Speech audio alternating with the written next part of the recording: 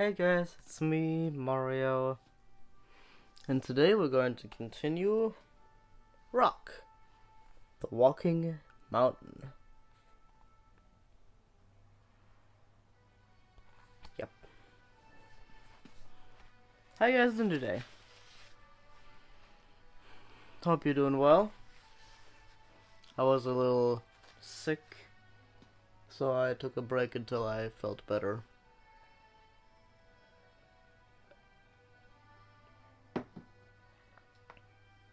It was around my birthday as well, so happy late birthday to me. It was on the 20th of September. Let's move this back a tiny bit. There we go. And let's get this reading started. Don't know why I shook my head there.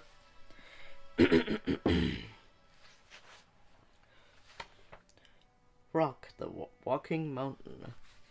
Chapter 5, Death Ledge.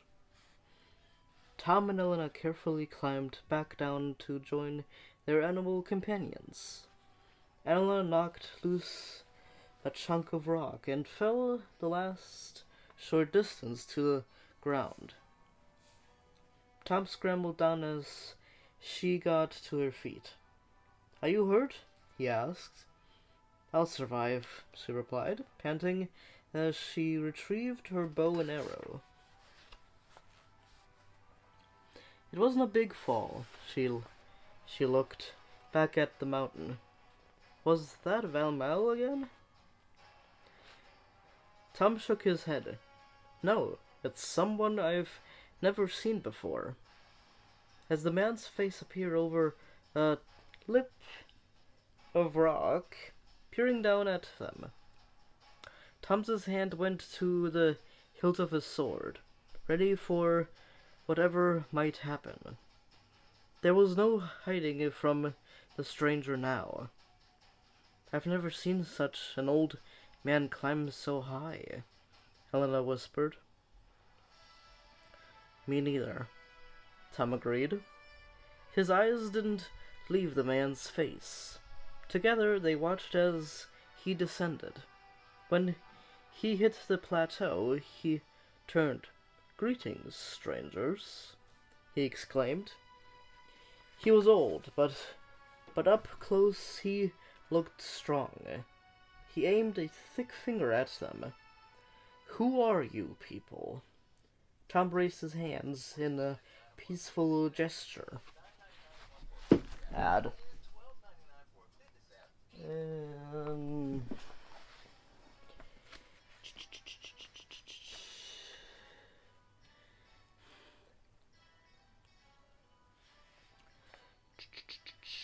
Where am I at? Where am I at? This man's face appeared over a lip of rock, peering down at them. Tom's hand went to the hilt of his sword, ready for whatever might happen. There was no hiding from the stranger now. I've never seen such an old man climb so high," Helena whispered. "Me neither," agreed Tom. His eyes didn't leave the man's face. Together they watched as he descended. When he hit the plateau, he turned. "Greetings, strangers," he exclaimed. He was old, but up close he looked strong. He aimed a thick finger at them. "Who are you?" Tom raised his hands in a peaceful gesture. "We're travelers," he said, "heading north." The old man crossed his arms and frowned. His face was lined and craggy, like the mountains. "That's foolish," he said. "There's nothing there since the avalanche in Taiwan." Here's the old man pointing his finger at Tom and Elena.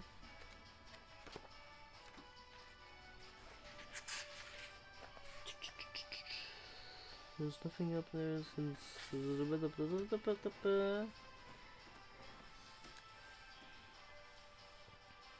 There's nothing there since the avalanche in Tyon. Everyone's leaving in droves. Even me. The mountains have been my home my whole life. But they're no longer safe. I know nothing of Tyon, Tom told him. We're just looking for something. Tom felt his heart beat faster. He knew that sounded very suspicious, but Eldru had taught him long ago it was usually safer not to tell anyone about the beast quest. The old man cast his eyes about him. There's nothing to find here, he said. Please, said Elena, if anyone wanted to hide something here, where might they leave it? The man furrowed his wrinkled brow. What do you seek? Something important, Tom said, hoping there wouldn't be any more questions. The stranger turned. Over there, he said, pointing to a jagged outcrop of rock far above them. What you're looking at continued the old man, is Death Ledge. If anything has been carefully hidden, it will be there. At night you can sometimes see a golden glow from Death Ledge. But you'd be foolhardy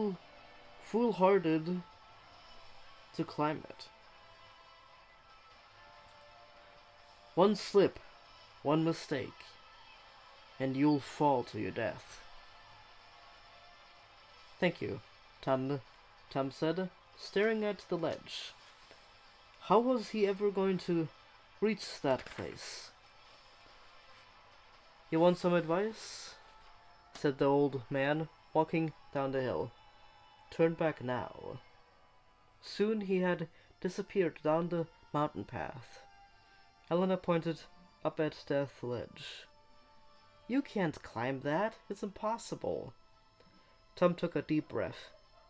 Nothing's impossible, he replied, trying to convince himself as much as Elena.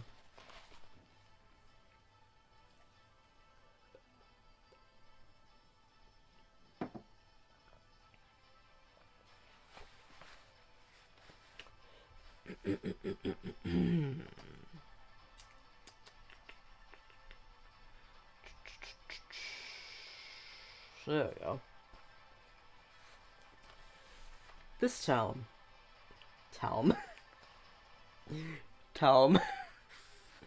Whoops. This time, I'll go alone. You stay with Silver and Storm. That's the best way you can help right now. Elena looked hesitant, then nodded. Be careful, she said. As Tom approached the sheer rock face, he began to climb, moving slowly and carefully. His arms ached, and he could barely grip anything with his right hand. But he had to find the gloves. Soon Death Ledge cast a shadow to Tom's right, and he adjusted his climbing style so that he moved almost diagonally. Elena and the animals were now so far below he couldn't see them. Here's Tom climbing Death Ledge.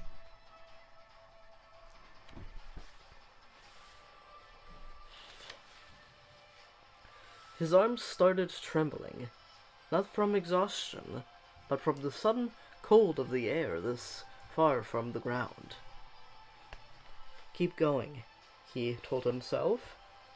Hold on. Now he wasn't only climbing for the quest. He was also climbing for his life. As he got closer to Death Ledge, his stomach turned, and the outcrop leaned out over a terrifying drop. The view below was obscured by mist and clouds. Tom had no idea what waited for him down there, and he couldn't afford to find out. Just a bit further. He got to an arm's length of the ledge, but the rock face was as smooth as ice. There was nothing for Tom to hold on to. If he wanted to reach Death Ledge, he would have to jump. Tom held his breath and kicked off, throwing himself towards the outcrop. The thin wind howled in his ears, and his body felt completely weightless. For a moment, it was almost like he was flying. And here is Tom jumping for the ledge.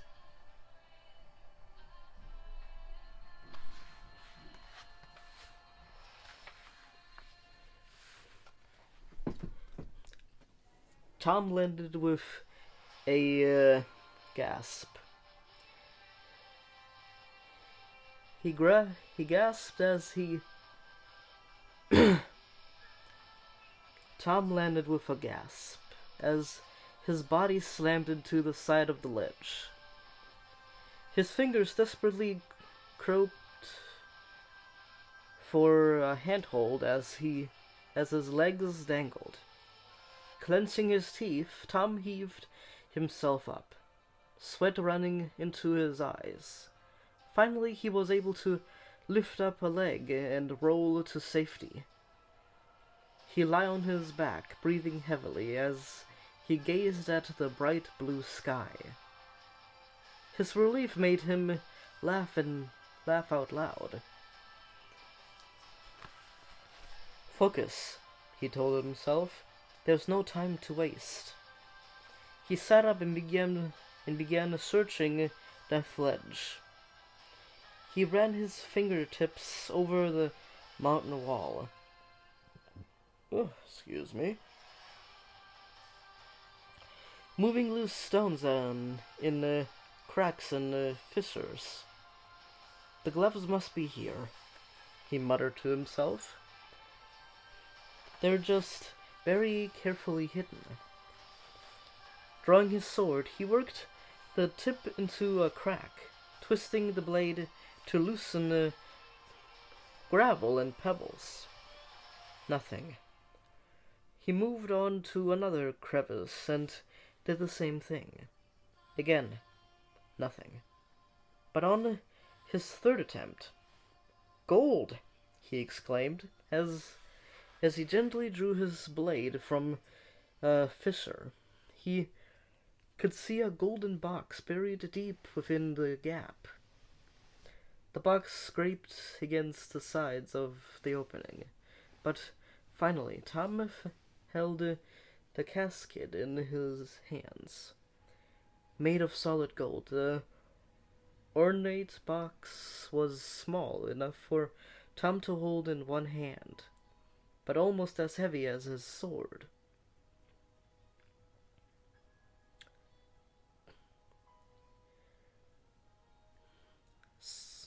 A sudden rumble startled Tom. Tom's body was thrown backwards, and he had to clutch the box to his chest. Another loud cracking sound echoed through the air. "What's happening?" Tom cried. He glanced down at his feet to see that the rocky outcrop was now covered with a web of jagged cracks. The ground beneath his feet shuddered and dipped. The ledge was collapsing. And here's Tom over a fissure, clutching the box he just obtained.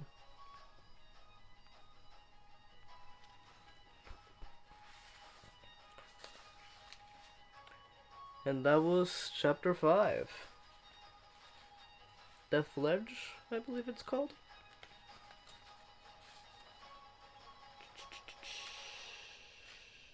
Yeah, Death Ledge. Well, I hope you guys enjoyed my read-through of chapter 6. Well, chapter 5. Chapter 6 is the next video. Chapter 5. Death Ledge. How's everyone doing today?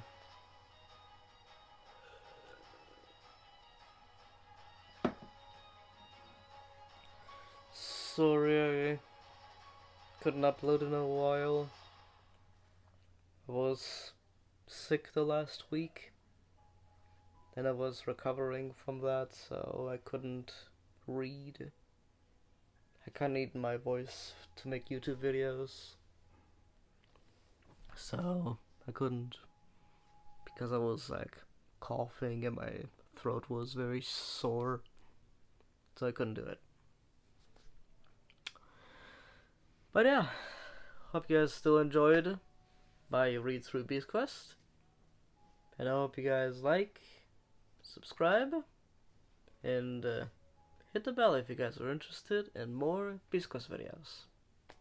Alright, that's it for now. Bye bye.